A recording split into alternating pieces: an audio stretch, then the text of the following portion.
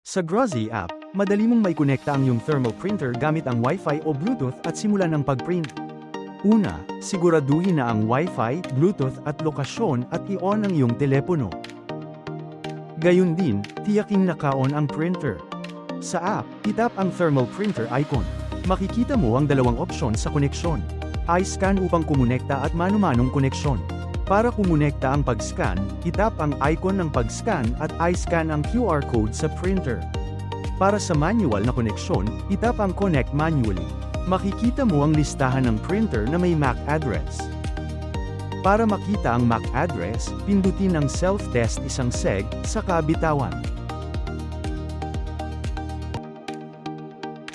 Suriin ang pangalan ng printer at itap ang kumonekta. Piliin ang uri ng koneksyon. Kumonekta sa Bluetooth, itap ang Bluetooth Connect at simulan ang paglilimbag. Sa huli, pumili ng dokumento o gumawa ng label at mag-print.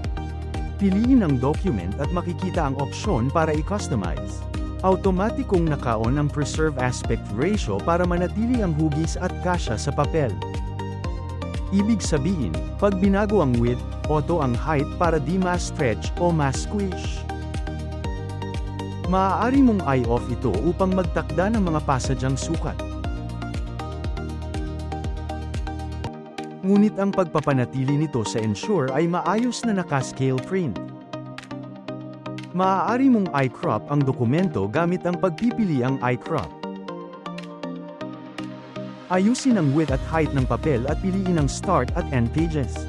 Maaari mong paikutin ang multi-pahinang dokumento sa pamamagitan ng pag-tap dito habang nagpiprint. Sa top right, piliin ang all pages para i-apply sa lahat. Kung gusto mo sa ilang page lang, i-uncheck ito.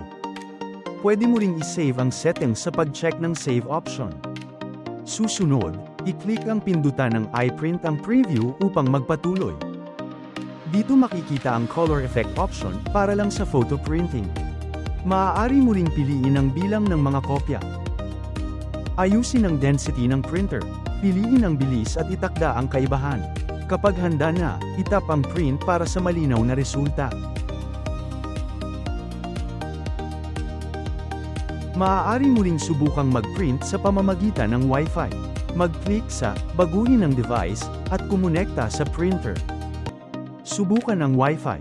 Piliin ang iyong pangalan ng Wi-Fi, ipasok ang password.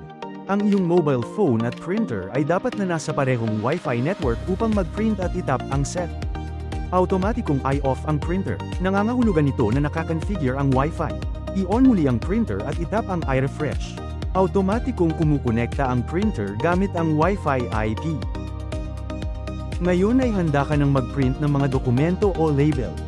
Piliin ang dokumento o gumawa ng label at magsimulang mag-print. Piliin ang iyong dokumento. Kapag nakatakda na ang lahat, itap lamang ang print para makakuha ng malinaw na resulta.